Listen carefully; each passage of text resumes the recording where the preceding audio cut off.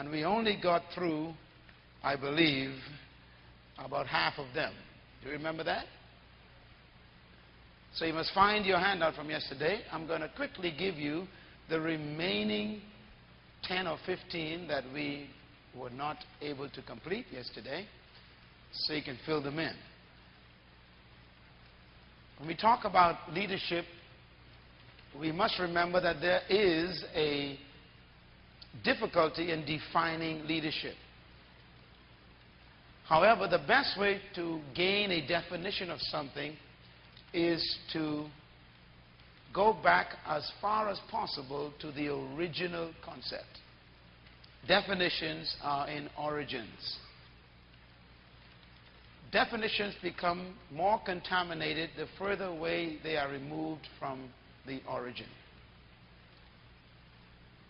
You would remember, those of you who were alive in the 60s and still alive now, that in the 60s they used to call money bread in America. You know, when I was a kid, we used to eat bread. And then it became money. I remember when cool used to mean it was chilly, or the weather was a little bit cold.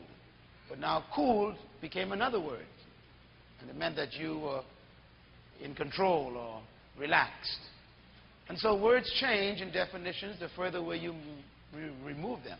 Leadership has become that way. Leadership has become a problem because people have become confused about what leadership is. We call, for example, Hitler a leader. And when you really think about leadership, you begin to wonder, was he really a leader? And you might say yes, because he had people following him.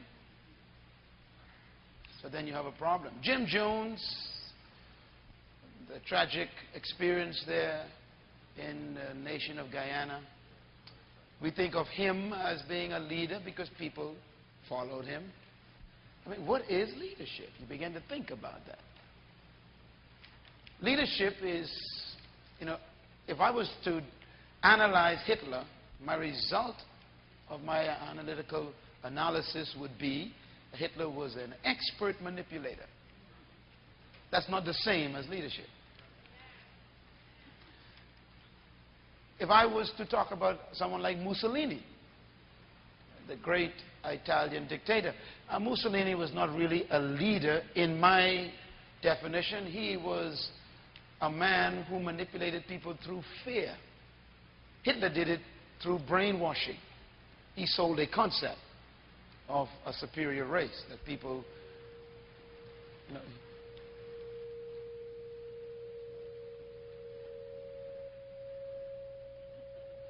It ain't me. It might be the other microphone. You can turn that down. He sold the concept of superior race, and people want to feel superior, so they were manipulated. So when we talk about leadership, we must go back to the original. And the only way we can find original is keep going back until we reach to God. Everything begins with God. And the document that God has given us as His beginning is the book called the Bible. So leadership should be defined as far back as possible in the Bible. When we get to Genesis, we find God's introduction of leadership philosophy.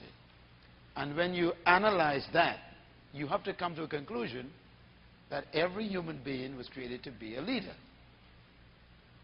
Because He gave every human being the responsibility for domination. That command, that mandate, that responsibility was given to man, which is a plural word. That's why we teach here that everybody possessed leadership ability. Now, whether they exercise that and even understand it, and in most cases, we abuse it, and we abuse other people with it, then that's the reason why we have confusion about leadership. Now, the characteristics that a true leader exemplifies and exhibits can be identified. Because whenever there is a true leader on the scene, these characteristics are present. We can't, in many ways, define leadership because it's so personal. Everybody is so different. But when it is manifested, there are certain characteristics that are consistent. And that's why we can give a list. So you can use this list actually to measure yourself against. That's why you can teach, in a sense, leadership principles. You cannot teach leadership, but you can teach leadership principles. The person who is receiving that information will have to have a personal encounter with those principles and have a revelation of leadership for themselves. Is that clear? So I'm going to give you the remaining section of the list that I've been dealing with yesterday, and we ended on a leader envisions a better future. And I'm glad we ended there, because that's what we're going to be dealing with today. How a leader develops mission and vision. The next one, characteristic of a leader, is leaders don't blame others. Say that with me. Leaders don't blame others. A true leader accepts responsibility for not only his behavior, but the consequences of any decision that is made by him or anyone else under his care. And that's a tough thing about leadership. This is a very difficult one for leaders. Those who are not true leaders find this very difficult. Human beings are what I call security conscious. We like to secure ourselves. When things go wrong, we protect our position. We protect our pride. We protect our credibility or whatever else we got left. But a true leader is willing to accept responsibility and not transfer it to other people. Now, when you understand this principle, you can become a good counselor. Are you thinking? Whenever someone comes to you with a problem, and if they are in leadership positions, or if they are in a position where they are in a lower leadership position, you can solve any problem by checking who is responsible. And that's the person who should really be taking the responsibility. All right? Some of you work for companies where there's a supervisor, or there's a CEO or someone that work over you. They're responsible for you. And maybe you're a secretary, or you are a downline manager, or maybe you are a senior pastor under a bishop, or maybe you are an assistant pastor under a pastor. I mean, whatever the relationships are, somebody has to be responsible, and that's the person we call the leader of the leaders. A true leader, no matter what happens, doesn't blame the secretary, doesn't blame the assistant pastor, doesn't blame the downline manager. A true leader takes responsibility. And I believe this is one of the areas where we fall down a lot. Jesus was very conscious of his responsibility for the disciples. And when they came to arrest Jesus, remember, he was very protective. Now the guys tried to protect him. He says, no, this is not between you and these people. This is between me and them. And then he says, who'd you come out to see? They said, we come to see Jesus. He says, I'm he. He's protecting them, taking responsibility for their safety. Next, a leader have a buck stops here attitude. A leader has a buck stop here attitude, end quote. A leader does not keep passing the ball. We got so many people with titles, but they don't make no decisions. They don't want to take responsibility. I learned something about true leadership. True leaders always are in trouble. Do you know why? Because they make decisions. People who don't make any decisions are full of criticism. If you want something done, give it to a true leader. He's not afraid to make the decisions. And I think this is a sign of the level of your leadership. Leaders not only let the buck stop with them, but they also initiate bucks. They actually begin things. They say, hey, let's do this. They say, we've never done this before. Well, let's try it. But you might fail. But we don't know. We might succeed also. Leaders got this concept of let's make a decision. Let's take charge. Let me do it. I mean, if no one else is going to do it, let's get it done. We mentioned yesterday that leaders are not afraid of failure because to a leader, failure is simply a classroom where he learns of one new way not to do it. Next, a leader wants to win. That's an attitude of a leader, characteristic. A leader wants to win. She wants to win. A leader has an attitude which says, I am going to succeed. So they keep trying. They want to win. And you can tell a person who's a true leader, they never have a pessimistic attitude. In spite of all the negative environments around them, they always got this attitude that we have to succeed in this. So they keep trying. Next, leaders are curious and flexible. A true leader has a curiosity spirit and flexibility. Curious and flexible. That's the next one. If you are a leader, you will be inquisitive. That's why a true leader is always reading. Write this down. A leader is a reader. You know, a leader always want to know something new. They never tried it before. Let's try it. They're very curious. But they are also flexible. Flexible means that a leader is not afraid of doing things a different way. Or they actually have an adaptable spirit. They may not even adopt things, but they'll adapt to things. Leaders are flexible. That is why there are very few leaders in the world. Because most people I meet are very straitjacket people. You know, this is the way it's always been done. This is the way we're going to do it. Well, you know, leaders don't think that way. These are very curious. They like to test the envelope and push the envelope, we call it. They like to go beyond the safety zone. They're always trying to see how far they can go to make something better. They're very curious. Are you that way? Think about it. And then flexibility. Flexibility has to do with elasticity in your emotions, in your mentality, in your social acceptability. How broad can you go when things change? Leaders manage change very successfully because they're very flexible. If something doesn't work, a leader doesn't panic. A leader just simply says, well, let's find another way. You know, God is the greatest example of this characteristics. God's purposes are permanent, but his plans are flexible. Write that down. God's purposes are permanent. Your purpose is your intent. A leader never changes her intent.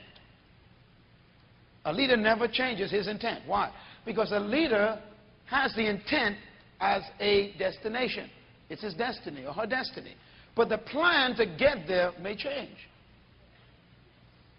God did that with the fall of man. Remember? When man fell, God didn't panic. God just came up with another plan. It was called the redemption plan. God started off with what? A creation plan. He created the thing and he says, okay, here's our destination, dominion over the whole world. Well, the project fell apart. The program was destroyed. God didn't panic. Why? He's a leader. He's flexible. He's adaptable. So God says, okay, tell you what we're going to do.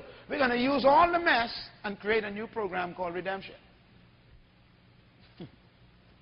So he turns sin into a redeeming element. He created out of this fallen man a new creature. What's a new creature? A saved person. There never was a saved person before Adam fell. So God used the corrupt product to create a new product called a redeemed, saved person. That's why you are called a new creature in Christ. Adam was due before he fell, but then God made something new. He never had a saved creature before. Are you all with me? That's the way you're supposed to be as a leader. Things change. I mean, you go to one bank and the bank doesn't give you any money. You don't throw your plan away. You don't throw the purpose away. There are 20 different ways to succeed in life. And you've only been trying one. Creativity. You want to see Jesus go to work?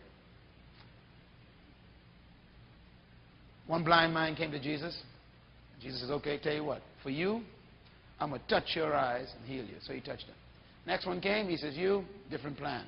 I'm going to use some mud with some spit. I'm going to fix you. Completely flexible. Can't figure out what he's going to do next. Yeah? He says, okay, I'll meet you all to the other side. And then he goes walking on the water. I mean, they're trying to figure out he can catch another boat. You see, you forgot him all figured out. No, he can catch another boat. He got your mind blown. You need to be that way. Let me give you an example, too, about being flexible. Now, the people in our ministry here and our organization, I think they figured this out with me by now. I am not afraid to change what ain't working. You know, we were trying to have a successful Sunday evening service because, you know, some people work in the day and they can't come to meetings in the morning, so we want to have a service for them. Plus, my desire is to help our people get as much knowledge as possible and train them. And of course, the Bible says that the more we fellowship together and don't neglect the time of ourselves together, it's better for the development. So Sunday evenings, we used to try to have services on Sunday evenings, and it's tough for people. You know, you go to work. I mean, you go home late from morning services sometime, you know, 1:30, 2 o'clock, and you don't have much time for your family and so forth. And I'm aware of that because I need time with my family too. So we came up with a different idea altogether. Because, you know, the services on Sunday evenings, you know, the right lights are running, air conditioning running, but, you know, the attendance is not as successful as I would like. And so, you know, you begin to become actually a deficit, which is bad leadership. So I tried five or six different approaches. The last one we did this year was very successful. And that is, I decided we ain't having no more Sunday evening services. So I introduced a brand new idea called an institute. And I chose specific subjects that would be of interest to the people, things that they could learn. And then it was only held like, you know, 3 classes or 4 classes, and then they were off for the next 2 months. Well, I mean, we had the best attendance we ever had for all year. But it was completely new. It was not called a church service. There was no long worship. It was an institute. And people came. We gave handouts in every session. You know, it was intensive teaching. And people came. And people gave offerings to take care of the cost of running the building. And people were blessed. And I mean, the place was filled. And so you think, well, you know, maybe your Sunday service is just a burden to you as a pastor. But don't be afraid. Don't follow the system. Don't be trapped by tradition. Maybe the folks that don't want to come to no church service on Sunday evening. So you got to come with something more creative. Be flexible. Now, we run into a problem. And the problem is a lot of the other churches wait for our conferences and institutes. So when we introduced the institute idea, a bunch of people from other churches showed up on Sunday evenings in our place. You know? And then all of a sudden membership started growing. So, you know, we don't want to steal members, but people came because it wasn't a church service. They was having a church service in their church. They wanted to come to get some teaching. So our members came, and then all these other people from other churches came. And it became a very successful program. And it still is, even to this day. So leaders are willing to be flexible. They're curious. They try new things. If it ain't working, throw it away.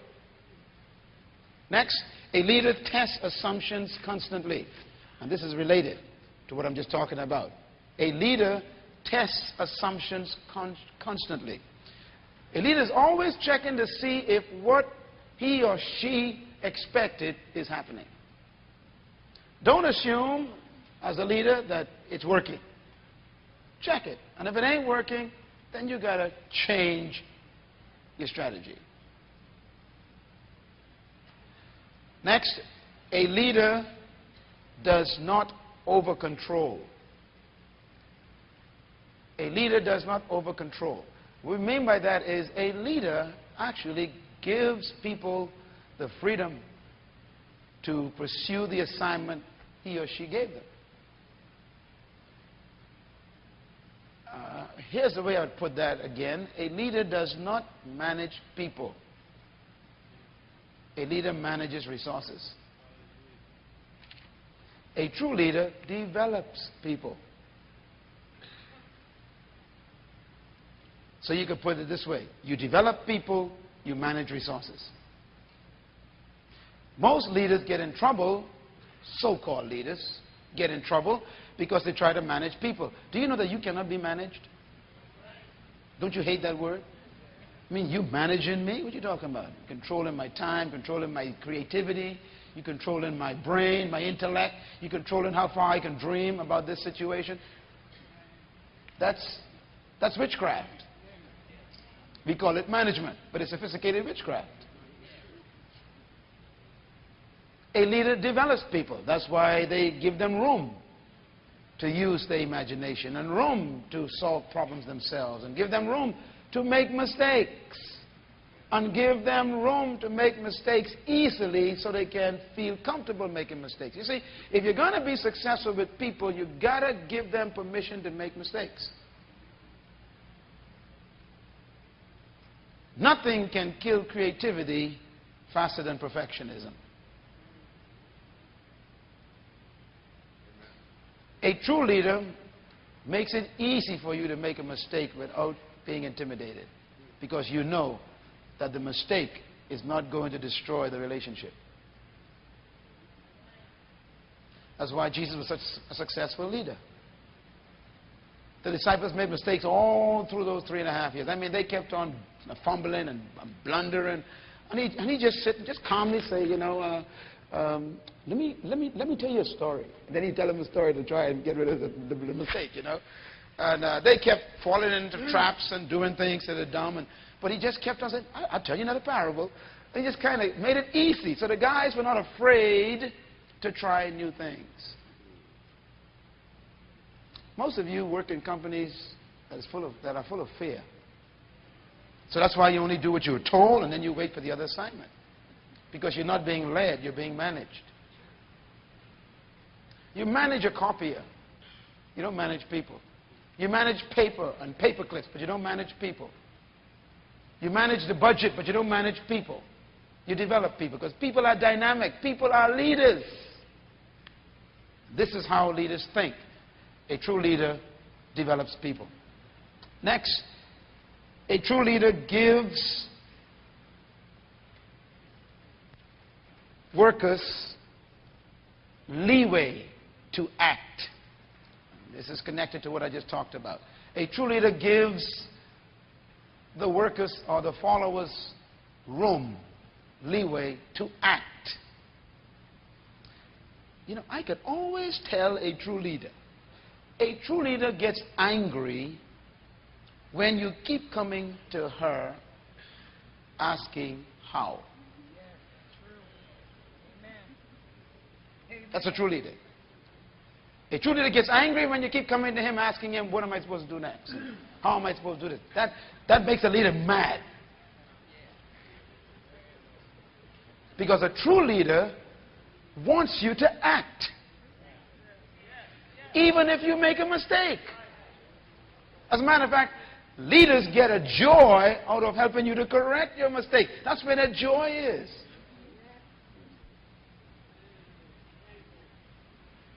They give you room. Some of you needed to do that with your children. You try to manage your children. That's why they're turning out so terribly. You need to develop your children. Don't manage them. Give them room to make mistakes. One of the best ways to become a good parent is to keep remembering your own childhood. And some of you are still there. Next, a leader, oh, you ain't going to like this one. A leader tolerates and sometimes invite dissent. Dissent. How's that for a surprise? A leader, a true leader, tolerates and sometimes invite dissent. Because a leader, a true leader, I keep saying true leader, a true leader is so secure, she is not afraid of dissent. Dissent to a true leader is an important part of leadership because it's the way of feedback. The best way to find out how well you're leading is to ask those who you're leading. Jesus did this, didn't he? He was sharp, man. He was with these guys for 2.5 years, going on for the last year, and he turns around and he says, what do you say I am? What do you think about me? And man, he was so excited that they finally got the message. He was the Christ. He said, man, you guys heard from God. And then he says, who do others say I am? And they were all wrong, weren't they? Yeah. Some of you are afraid when people start complaining in your organization, in your church, in your business, when they start murmuring or whatever. Listen, dissent is one of the greatest blessings to a leader because it helps you to check your loyalty and commitment to your vision and to the people.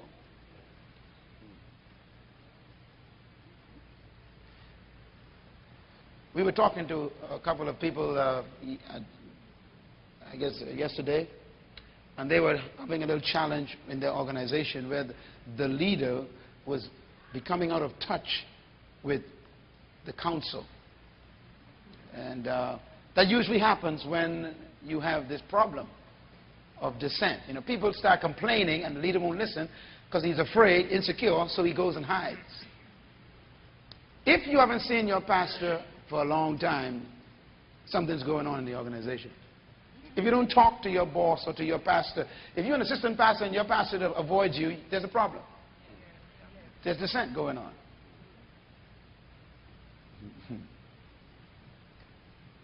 Don't deny the dissent mechanism. Don't say it doesn't exist. Don't ignore the concerns, I want to use the word complaint, of those who you appointed. I'm going to say it again. You better write that down. Don't ignore the concerns or the complaints of those you appointed. If you appointed someone, it means that you trust their judgment. And if they start to complain and begin to show signs of dissent, don't ignore them. Listen to them. Because they usually represent an undercurrent. But a leader is not afraid of it. Now, a guy or girl who is not a true leader, they're afraid of dissent, so what do? They then overbear, they over-control.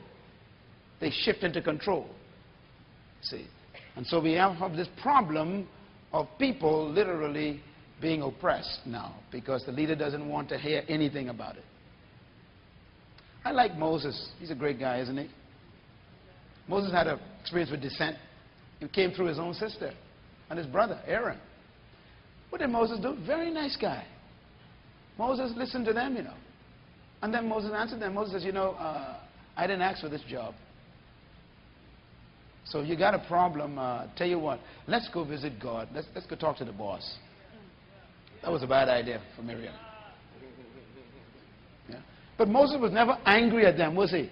Matter of fact, he said, Lord, don't hurt them, hurt me instead. What kind of security does man have? Pure security. I mean, the guy was secure. Even to the point where he was willing to protect the dissenters. Are you that kind of leader? What a quality of leadership. Next, and coming down to the end here, leaders believe they can affect the world for better. I call this the destiny attitude. A true leader has a belief that she can affect the world for the better. That he can affect the world for the better. I have found out something about leaders. Leaders think global. They think generational. That's a little bit more important word there. Leaders do not believe that what they're doing is just for them. They believe that they have a part to play in history. And I want you to capture that in this seminar. When you leave here, I want you to understand that you are important.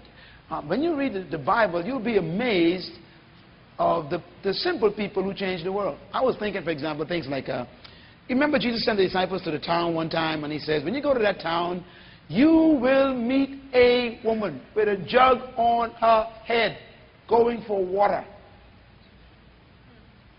Talk to her and tell her to show you the place where I will have the Passover with you. Now, this is a real deep thing, you know.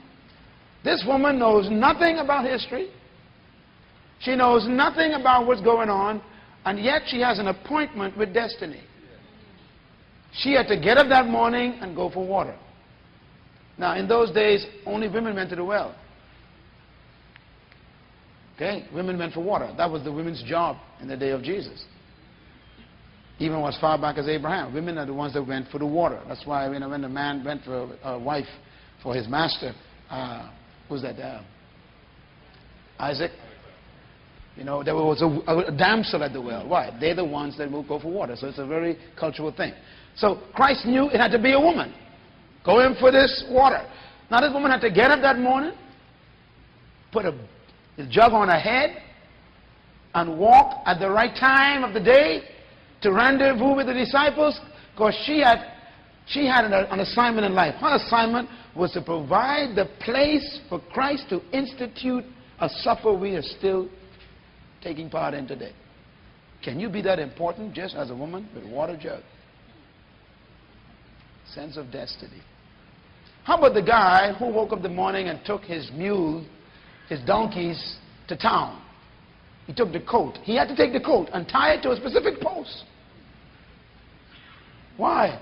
Because somewhere in the book of Isaiah it was prophesied that he'd come riding on a coat. So this guy, a thousand years later, he had to be ready on time. I wonder what you're supposed to do that you think is so simple that's going to change history.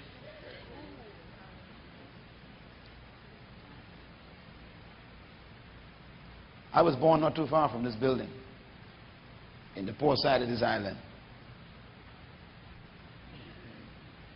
Three-bedroom house with 11 children. So you know where I slept, because I had 7 sisters. So, you know, women always get the preference.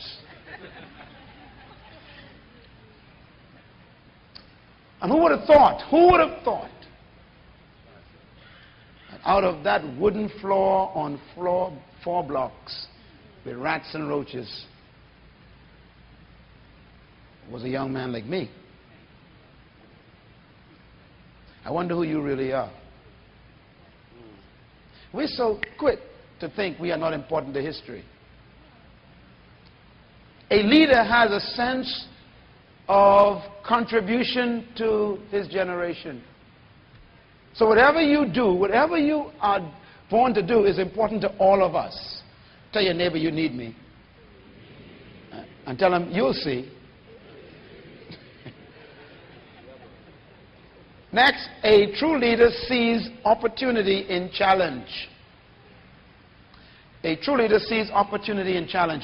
The spirit of a leader is a strange spirit. A leader is never taken aback by disappointment. I can tell you the secret. A true leader strives on difficulty. That gets his adrenaline flowing. That's where she gets her passion. Life is boring when there's nothing to fight against. Y'all can't handle that kind of stuff. Some of y'all are praying to come out of problems. I can't wait for the next one. Why? That's the only way I could get my potential worked out. I need something to put a demand on me. I did a teaching. I want you all to maybe pick up some of these tapes around here. I did a teaching on the kingdom ways to solve problems. It's a very powerful set of teaching in the Kingdom series. You may check those in the tape or the bookstore. And this series really changed not only my life, but changed the church, the people who got that series. And I taught in that lesson, as I studied, how Jesus thought. I mean, his thinking was amazing. In every problem is a solution. That's the way he thought. The solution is in the problem. Write that down. One day that's going to make sense to you. Whatever the problem is, it has the solution in it. I didn't know that until I studied kingdom thinking. Jesus had these people who were hungry, remember? Over 5,000 people hungry. And Christ says to the disciples, okay, feed them. What do you mean feed them? Feed them. And they said, Master, to feed them, we'd have to go to town. That's 3 days away. By the time we come back, they'd be starving. By the way, that statement means that they had money. You all missed that. See? You all thought that Jesus was a poor guy with a bunch of poor guys. The guys had money. They said, Master, we go to town and buy enough for these people. That's a lot of people. That's a lot of money. They didn't say we couldn't buy it. He said, just it'll take too long. So Christ says, what do you have? And I believe that's the most powerful business question in history. Please get that tape. It'll bless you. We always talk about what we don't have. He says, what do you have? The solution is right here in this spot. Let's see what you have. And they said, all we have is. That's usually your answer. And his answer was, that's enough. Give him a hand. That's powerful, isn't it? You should clap right there. I mean, who would have thought that 2 loaves, 3 loaves, and 2 fishes is enough? He says it is. It's right here. The problem is solved right here. And he goes inside the loaves, and he splits the atom, and it begins to multiply. He goes into the fish, and he splits the atom, and the fish multiply. That's really what he did. And everybody ate. A leader thinks that way. A leader says, okay, all right, let's see. Profits are down. The budget was not met at that last function. The creditors are calling for their monies. Okay, let's panic and run. That's not a leader. He says, okay, let's sit down now. Let's see what we got. You know, most of your bills could be paid by things you could sell in your house that you ain't used for 20 years. You never thought about it, eh? People who live in the rich areas in your country, the rich areas, watch them now. You think they don't have any needs. They got needs. So have you ever seen a rummage sale in the poor area? No. I'm giving you some wisdom. The rich man takes the stuff he don't use anymore, puts it in the garage, put a sign up, and the poor people go buy them, and he gets the money and buys what he wants. Why? Because the answer is in his house.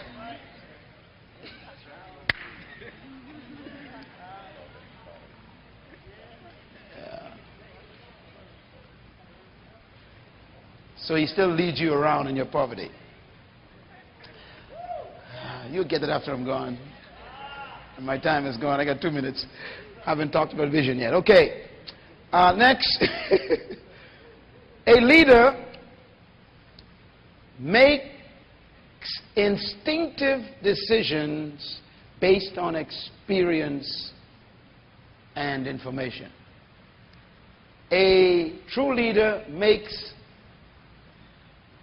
instinctive decisions based on experience and information. I want to recommend to you, my friends, that you really consider this one. A leader lives on instincts.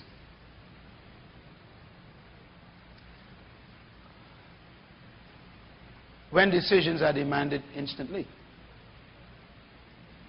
Let me tell you what is one of the most difficult things, and this is my experience talking, is people delay decisions.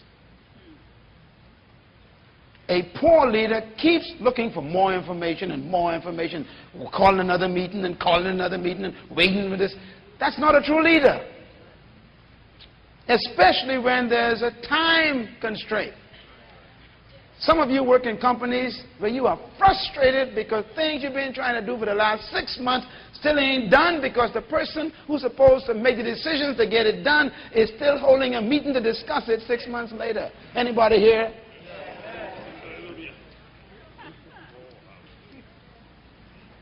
I'm talking to some of you pastors especially. Make decisions for the people, man.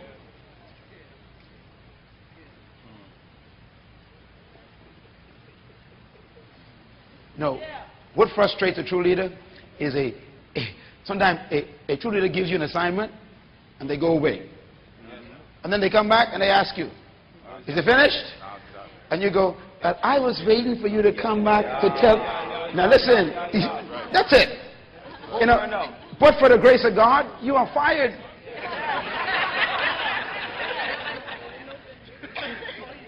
I believe one of the curses of being a pastor is that you have to fire your members, so sometimes you get a little mercy. See, and the members always say, you're a Christian. You're my pastor, you got to have mercy. Well, I'm getting better at it. I'm getting better. See, Jesus taught me a lesson. Jesus said, our owner had a manager. Luke 16, right? And he gave him an assignment. And when he came back to see how he did, the manager started talking about why he didn't do what he was supposed to do. I like what you said. He says, and the owner fired him.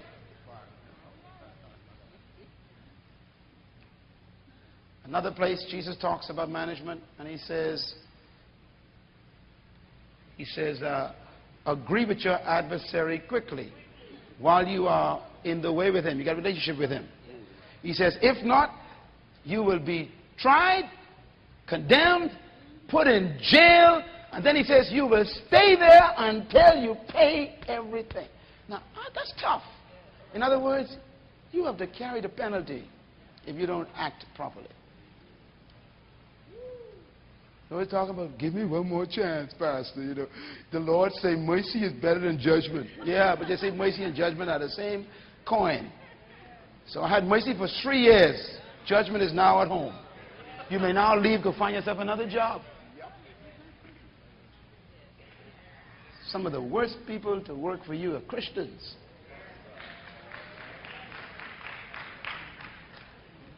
Amen. And finally, leaders take time to teach people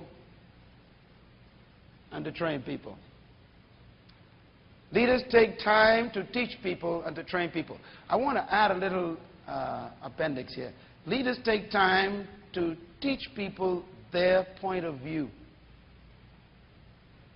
And that's important. A leader does not just assume that the people or the workers know what he or she wants. You need to take time to tell people. Now, me, I'm a pretty prolific writer. You know, I like to write things down. So most of the people in our staff and those who work for me, you know, I write, like, I take the whole vision and put it on paper and I give it to them, details. Then I say, okay, any questions? And usually, because I'm a pretty prolific writer, there's very few questions because it's so detailed. But you've got to take that time. And believe me, to write that document may take me weeks trying to articulate the detail of my spirit on paper so that they don't have to guess too much. Most of you who are youth pastors or, you know, choir leaders or something, you ain't know what the pastor wants. All you know is when he complains. Right? We need people who teach people their point of view. That's what a leader does. Jesus, boy, was he an expert at this? Constantly taking his disciples aside, teaching them. I mean, he didn't leave no room for guessing.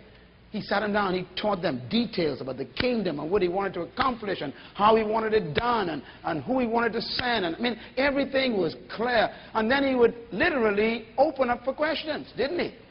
And every time they asked a question, you know, listen, if you don't want a message, don't ask Jesus a question. Read the Bible. most of the New Testament 4 Gospels are answers to questions. Study the 4 Gospels. Most of them are answers to questions. One time they asked him one question. The guy answered in 3 chapters. They said, "Oh, Master, when will the end come?" He said, "I was waiting for this one." And the guy preached on the end times and preached on the fall of Israel, of the temple, and preached on, the sheep and the goats, and preached on the great white throne. I mean, the guy went this big, long discourse. When he finished, he said, "Now you got it?" They still didn't get it. They were still looking for him to come in the first chapter of Acts. And he said, "You still don't get it, did you?" So he sits down and he teaches them again in the book of Acts. Look, the kingdom of God doesn't come by observation, and only the Lord, the Father, knows the time of the establishment of my throne on earth. So, he begins to teach. In other words, a true leader does not get angry when the followers want more information. Some people are afraid to go in and see the boss. And you know what's bad about that? Because then they start assuming things and mess up the company. And sometimes that's the boss's fault, because the boss doesn't have the attitude of a true leader, which says, "Hey, my door's open. You can come talk to me anytime. Here's the assignment. If you have any problems, check with me." That's a true leader.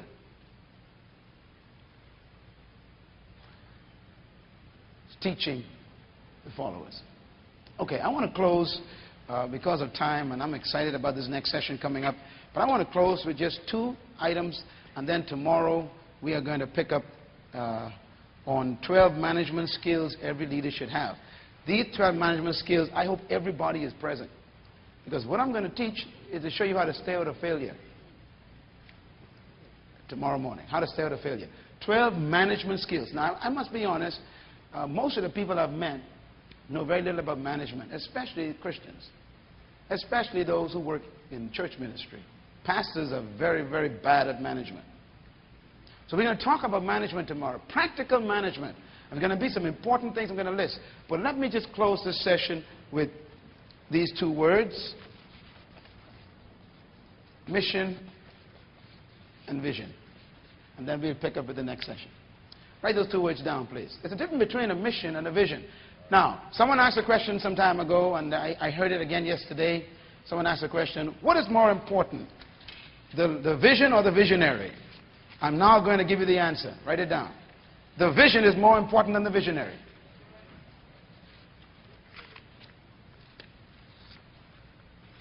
The vision is more important than the visionary. Vision creates the visionary. Vision precedes the visionary. Vision comes before the leader. Vision creates the leader.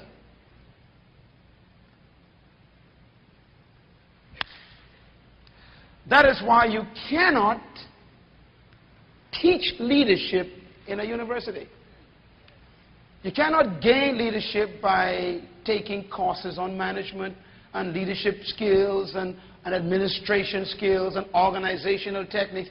That doesn't create a leader. A leader is created by vision. Write that down, please.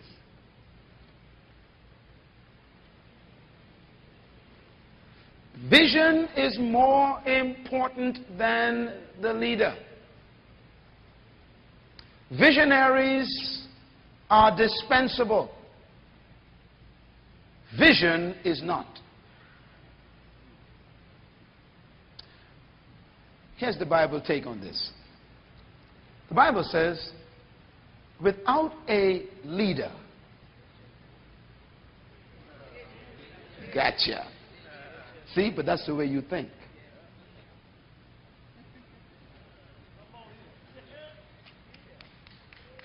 The Bible says without a what?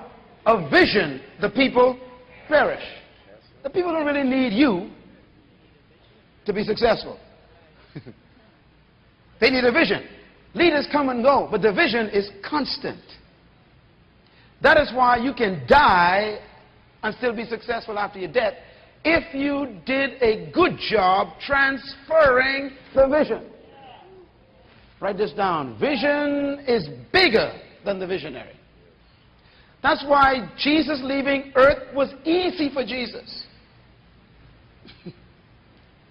His vision was bigger than his death and resurrection.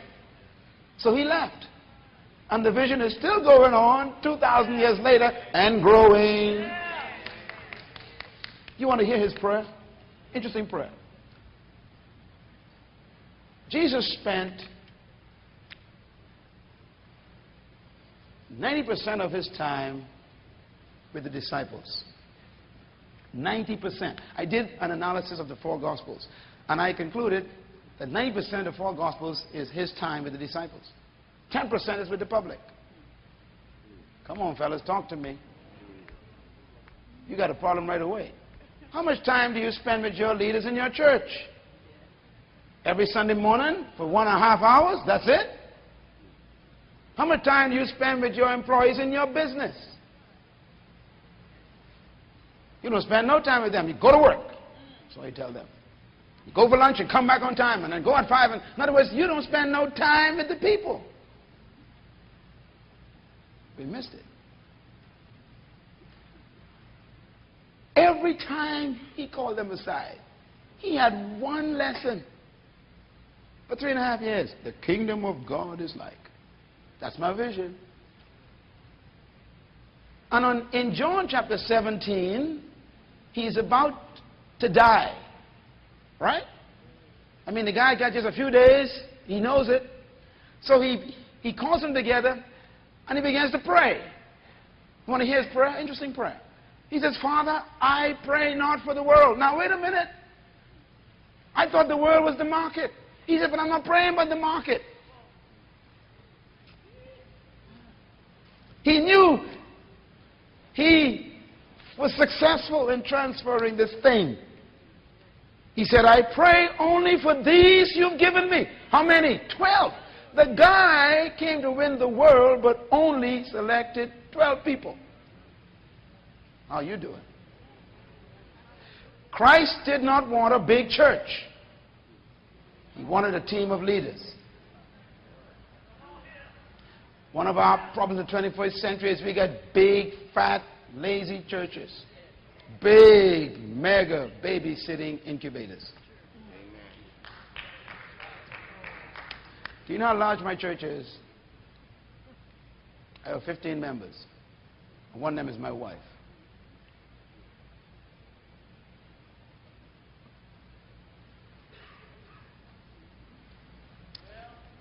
What makes this ministry run successfully? We have a meeting that is held every Tuesday night and has been held every Tuesday night, every week, every Tuesday night for the last 19 years. That's my church.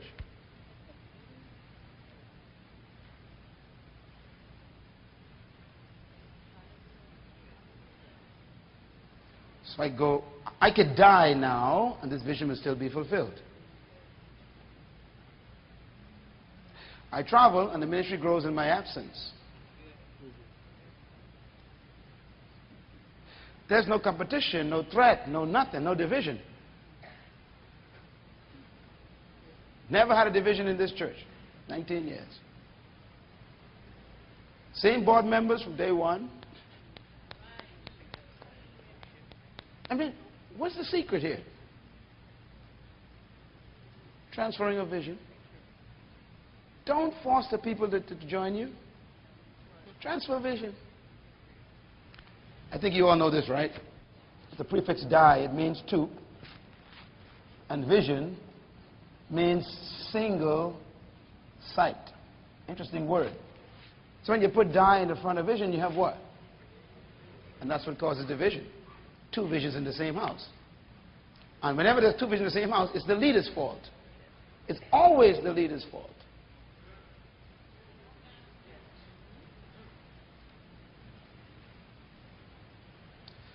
Jesus was so sure of his success. Here's the way he prayed. He says, Father, I pray not only for these, but for those who will believe this vision through them. Why? They got it. I could leave now. I only need 11. I lost one. Usually lose a member. Ratio is what? 1%. But he says, I'm so successful, I could die and the vision won't die. That's the point. The vision is bigger than the visionary. What is vision? Vision is a glimpse of purpose. Secondly, vision is a preferred future. A preferred future.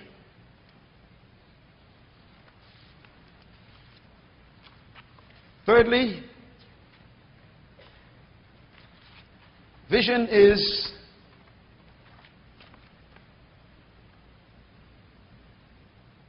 a description of your destiny. You actually can describe it.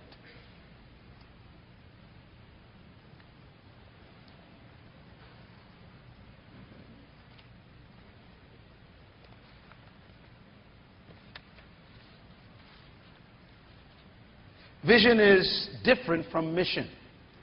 Let me just give you this quickly. Mission is general. Let me give you the characteristics here.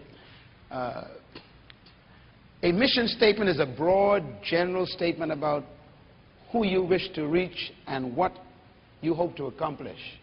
That's your mission. Who you wish to reach and what you hope to accomplish. That's your mission. Your vision is different. Vision is specific, detailed, customized, distinctive, and unique. I want to repeat those words. Very important. Vision is specific, detailed, customized, distinctive, and unique. It allows the leader to say no to good opportunities.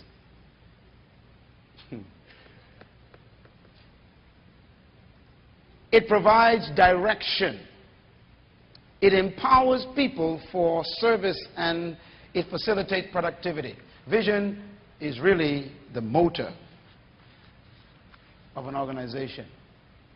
Now, mission is different. Mission is general. The best description I can have of mission is the Great Commission. If I ask you as a company, what is your vision? You say, oh, to sell food. You ain't going to be in business too long. If I ask you as a pastor, what is your vision? You say, oh, to save the lost at any cost. You're going to lose. You ain't going to make it. If I ask you as a pastor, what is your vision? And you said, my vision is to win the city for Jesus. You ain't going to make it. Look at a vision. Look at a vision. Look at the definition. Look at it. Can you save the lost at any cost with that particular list of words? So what is your vision? Well, my vision is to win the people of this nation to Jesus. You're gonna lose. You're gonna fail. What you gave me as an answer was not a vision. You gave me a mission. Mission is what? General. The best description of it is my, let me ask a question. How many churches in the world are supposed to save the lost at any cost? All of them. How many churches are supposed to win their city for Jesus? All of them. What's your vision? To preach the gospel to the lost. How many churches are supposed to preach the gospel to the lost? All of them. You ain't unique. You're not distinctive. You're not specific.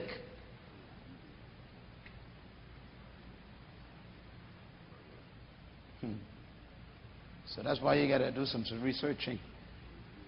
Find out what is my role in the mission. The best description I always give is the fast food places. You know, you have Kentucky Fried Chicken, McDonald's, Pizza Hut, Denny's, what else you got? And Burger King, all right? Have you noticed they always, whenever they build one of those, they look for the other? You ever wonder why? Now, usually, if someone built a church next to your church, that's enemies. Hello? I mean, if a guy comes in your neighborhood build a church, what's your first thought? You're encroaching on my territory. What are you talking about? Your territory? Someone builds a house right down the road from you, build a restaurant right down from you, or build a shoe store right next to you, or build a church next to you. There's big problem, jealousy and hatred and deceit and bitterness, and you undermine them and you start talking about them and advertise against them. Now, look at Burger King and Pizza Hut and McDonald's and Denny's. They don't avoid each other, they find each other. And they build right next to each other, right across the street, right beside. And all of them are billionaires. Now you're trying to figure out, how come they're making it? Because the children of this world are wiser than the children of light. What makes them so successful? They figured out what the Word of God talks about concerning vision. Okay. Now, you got Burger King, McDonald's, Pizza Hut, Denny's. Ask them a question. What is your mission? All of them have the same answer. To feed people. We are in the food business. Is that right? We feed hungry stomachs. That's it. Everyone has the same mission in their life. To feed people. Now you ask them, what is your vision? Now we got distinctions, we got problems here. Right. And that is, they begin to say, well, Burger King says, well, we are the Whopper people. That's our vision. We have this Burger King we call the Whopper. We're the only ones that can whop you. You want a Whopper, you got to come to us. Kentucky Fried Chicken says, hey, we ain't into Whoppers, we into what? Chicken. You want chicken? You got to find us. Pizza Hut says, hey, we ain't into chicken nor Whoppers, we into what? Pizza. You want pizza? You got to come to us. Denny's say, well, we ain't into burgers and pizza, we into what? Grand Slam. You want breakfast? We'll breakfast you at midnight. Mercy. Mercy, specific. That's their vision. McDonald's says, well, we ain't into Whopper, but we got a Mac. Yeah, Big Mac. We'll Big Mac you into submission.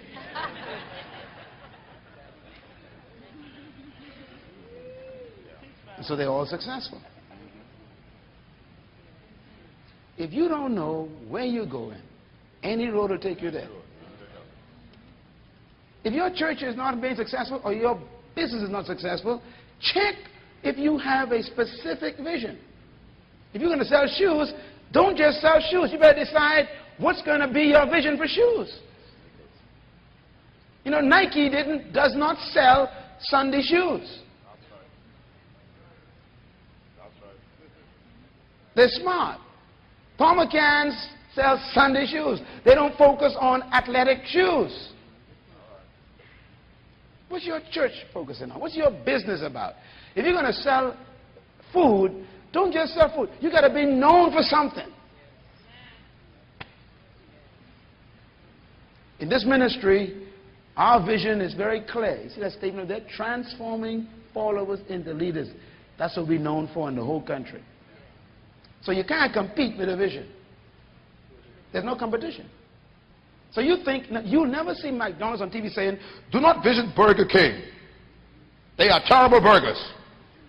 Kentucky never attacks Pizza Hut. You ever seen it on the radio or television? No. But you do it publicly on the radio with your station programs. Don't attend that church. Don't attend that. Don't go that. What's wrong with you?